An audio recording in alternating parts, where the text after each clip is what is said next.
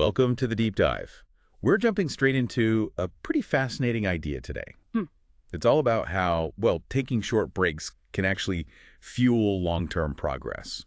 This whole thing kicked off when I saw this really interesting chat on Vietsetter's Gen Z Torian YouTube show. Yeah, and it sounds kind of counterintuitive right off the bat, doesn't it? Like, we usually think you just got to push through, grind it out, you know? Exactly. So this idea of stepping back, even for a little bit, to actually move forward better, it really makes you question that whole approach. Totally. And our guide for this is Vừng, who you might know online at with Vừng. She actually used to host that show, Gen Z Troin, and now she's studying information science, plus doing YouTube. Okay. So we've got some really great bits from her interview.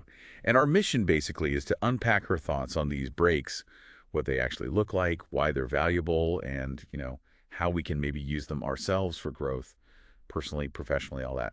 Okay, so let's start there. Who is Vừng? What was the sort of initial vibe you got from her perspective? Right. Okay. So Vừng, like we said, she's got this interesting mix, right? Information science student, YouTuber, former show host. Pretty cool background. In the interview, they did this fun thing with meme cards to get a quick read on her personality. Right. And the one she picked for herself was Poitin Laban Lam Duk. Which means... It basically translates to, I believe you can do it. It's often used kind of lightheartedly, like for confident encouragement. Okay. And what's interesting is how she connected that optimism to her personality type ENFJ, the advocate. Yeah. Which points to that natural tendency to be supportive, to believe in people. But then she adds another layer, right? Oh, Stoicism. Right. And the way she talked about stoicism was super relatable. She shared this saying from her mom, Dungay da koy min la larak timing ko te la kakmak Lenin. Wow, okay. So even if people see you as straw or trash, you can still be Karl Marx or Lenin. Yeah. Quite a saying. It is. Yeah. And it really paints a picture of resilience, doesn't it? Absolutely. I mean, Stoicism at its heart is all about focusing on what you can control, your own thoughts, your actions, and accepting the stuff you can't. Virtue, reason, Her mom's saying just nails that idea, inner strength, no matter what people think. Yeah, it really flips how you think about facing tough times. Speaking of tough times, they talked about her early career next, specifically this growth marketing internship she did in San Francisco. Okay. And for this experience, she picked a different meme card. Bund is hurt, but Bund doesn't dare to speak. So that suggests what she was hitting some difficulties, feeling maybe overwhelmed, but couldn't really say it. Yeah, sounds like it. That's pretty common, right? Especially when you're starting out somewhere new. Totally. She talked about the pace at this tech startup they were working on, Re-AI. Some kind of pendant that records conversations. Sounds intense. Yes, startup life, high pressure. And she was juggling that with full-time university studies and her own video projects. I mean, that sounds like a lot. Oh, definitely. It really shows that pressure cooker so many young people are in, trying to juggle everything and excel everywhere. You get stretched so thin. Exactly. And this is where we see the first kind of break pop up. She actually decided not to stick with the internship for the whole summer. Oh, interesting. Yeah, and she admitted feeling, some self-doubt about making that call initially. That's a big question, isn't it? How do we see stepping back like that early on? Is it failure, or is it maybe like a strategic pause, something that actually helps you in the long run? Well, for Vừng, it really seems like it was the second one. Instead of just grinding through something that wasn't quite the right fit, she shifted her focus. Okay, shifted to what? To extracurricular projects, helping a friend out with their products, still in growth marketing, mind you. But she found that was a more comfortable and actually a more valuable way for her to learn. So the break wasn't stopping, it was pivoting. Exactly. So a key thing here is realizing when something isn't working for you and changing course, even if it feels like a step back at first, it can actually lead to better growth. Right. It wasn't a full stop, just a change of scene, really, that let her keep learning, but in a way that suited her better. The takeaway she mentioned was learning through doing, right? Through experience. Yeah, even if it wasn't the experience she first planned on. Sometimes the detours are where the real learning happens, huh? Totally. Then they switched gears to a completely different kind of break she takes, running marathons. Whoa, okay. That's definitely an active break. How did that fit in? Well, she used her downtime from university, which she called back time, to train. And she made this really interesting point about how, the actual running often feels pretty unpleasant. Uh-huh. Yeah, I can imagine. But the feeling afterwards was super rewarding. For her, it was about building discipline, endurance. Okay, so we've seen a break as a change of focus for learning, and now a physical challenge kind of break that builds other strengths. Exactly. Yeah. That contrast is important. It shows breaks aren't just about chilling out. Right, they can be active challenges that build resilience. Yeah. Makes you wonder if pushing yourself in one area spills over positively into others. Yeah, like that buzz you get after doing something really hard. Yeah. Okay, so then the chat moved on to shorter breaks. The interviewer, acting as himself on the show, mentioned his need for lots of short breaks. Said he has a short attention span. Like the Pomodoro technique, almost? Sort of, but more extreme maybe. Like Yeah. 5 minutes work, then 25 minutes break. Wow, okay. That's very specific. Really shows how different people manage focus and energy, doesn't it? For sure. And Vung's approach was totally different. She talked about using those gaps in her university schedule, maybe just an hour during a 2-hour break, for speed training. Short, intense runs. Huh. So he needs longer, frequent pauses. She gets refreshed from short, intense activity. Yeah. That really drives home the point, doesn't it? Good breaks are super individual. It's about what works for you. She did clarify, though. She meant like 30-minute runs, not, daily marathons. Uh-huh, okay, good clarification. But it does make you think, even a quick change of activity, even if it's physical, can be a mental break. It's not always about doing nothing. Absolutely. Just Yeah. interrupting one kind of mental effort with a different kind of activity. Okay, so then they got into decision making, which, man, that often feels like you need a break from, right? All the choices. Totally. And Vun was listing all these options she was considering after graduation. Full-time YouTuber, growth marketing back in the U.S., master's, PhD, even becoming a chef or getting married in the States. Wow, she has a lot of skills and interests. Yeah. Yeah, that pressure of possibility. It's a classic graduating student feeling, isn't it? So many options, it's almost paralyzing. The break you need there is just space. Space to get clear. Right. And then the interviewer offered a contrast. His need for a break wasn't from decisions, but just from constant activity, feeling pushed along by life. Yeah. He mentioned being wiped out after a recent trip. Australian Da Nang. And then, get this, his brand new iPhone 15 Pro Max got run over by a car in Sydney. Ouch. Seriously. Seriously, talk about a forced pause. Wow. Yeah, that's definitely an unwelcome interruption. But did he see it as maybe a sign? Kind of. He reflected on it like maybe the universe was telling him to slow down, to be pickier about opportunities, especially creative stuff, where there's that pressure to always be on. It does make you wonder if those curveballs life throws, those unwanted breaks, sometimes force a necessary reevaluation. Yeah, they definitely force you to shift gears, even if it's frustrating at first. Okay, let's talk about more deliberate, longer breaks now. Vec mentioned taking a gap year. What was behind that decision? Well, she'd always dreamed of studying abroad, but then in university she started feeling like the academic skills weren't quite lining up with the job she wanted. Plus, she'd been interested in politics but realized that wasn't really her path long term.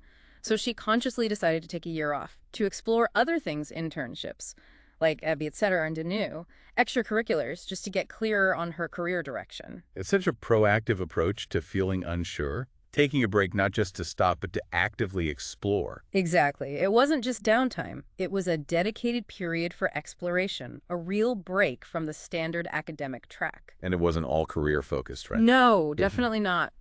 She also used that time and her own earnings to fulfill another dream, traveling the Middle East. Visited Bahrain, Oman, Israel, Palestine, Jordan, Egypt.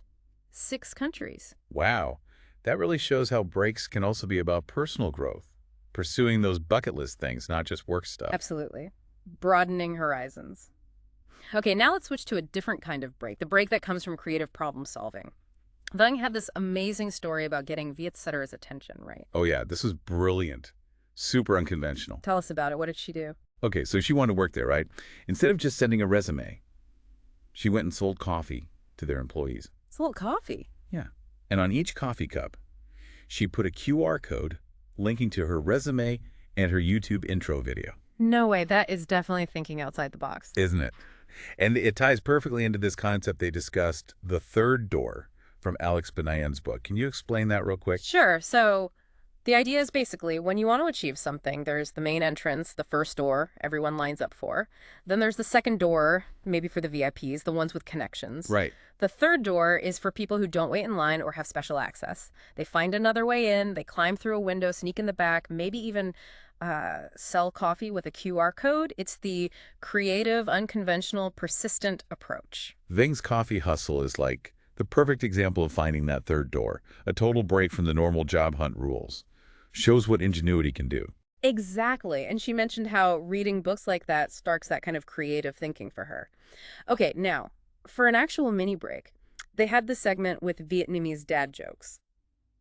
Acho. Uh-huh. Okay, dad jokes. How did that fit in? It was all puns based on the word hot, which means nut or seed, because it sounds like Zung's name. Gotcha. Give us an example. Okay, like, hot now chai hot. What nut is good at painting? The answer is hot doth, which means chestnut, but sounds like hot sea painter. Oh, okay, I see. Or dun hip-hop ficcionatino. What nut do hip-hop people like most? Answer, dance speed, a pun on dance. All right. Pure silliness. Totally.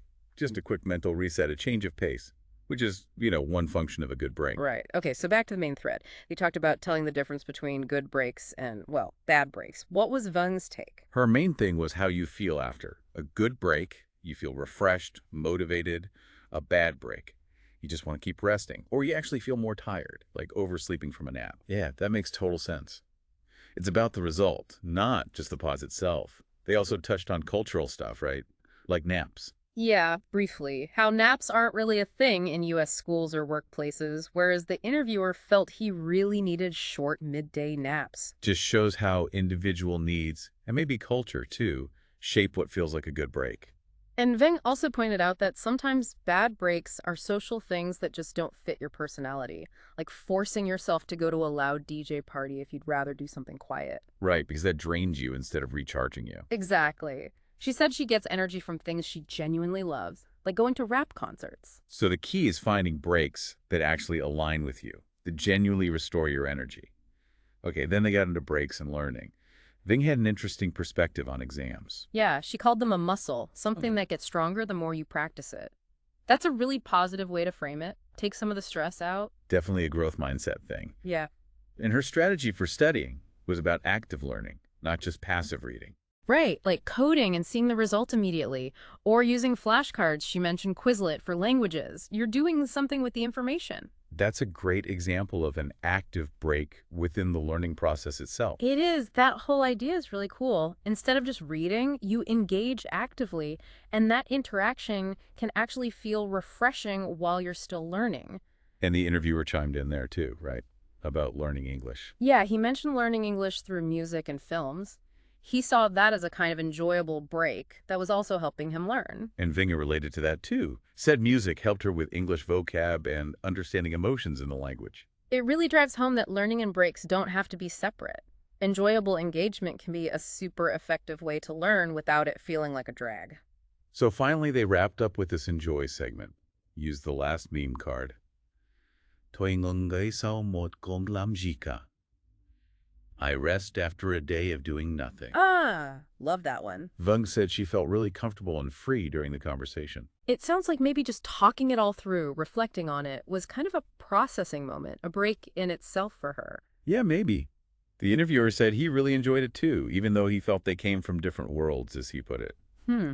He admired her a lot and was pretty open about his own insecurities. And Vung's response to that was great, saying insecurity is pretty normal for people in their 20s, figuring things out after school.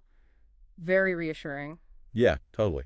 And she ended on that optimistic note, bringing back resilience, that stoic idea, and even threw in a little Japanese phrase of agreement. Nice. Brought it all back around.